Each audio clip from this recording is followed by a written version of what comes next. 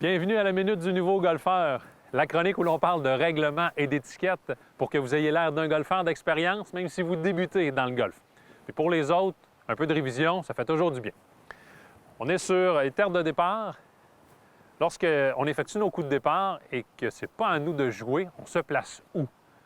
Évidemment, lorsqu'on commence à jouer au golf, c'est un moment qui peut être stressant. On ne veut pas déranger la personne qui frappe, qui exécute son coup.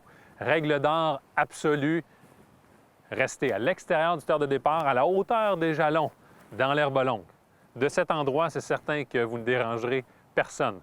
Parce que c'est important de comprendre le champ de vision d'un golfeur ou d'une golfeuse qui effectue son coup.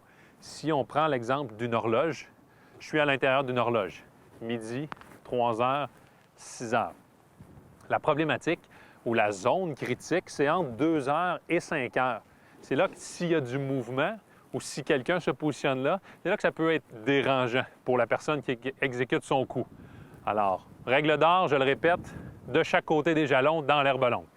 Autre petit point, si votre partenaire de jeu effectue son coup de départ et par frustration quitte la balle des yeux, ça peut arriver, vous gardez l'œil sur la trajectoire. Ça va vous permettre de la repérer plus facilement et de garder un bon rythme de jeu.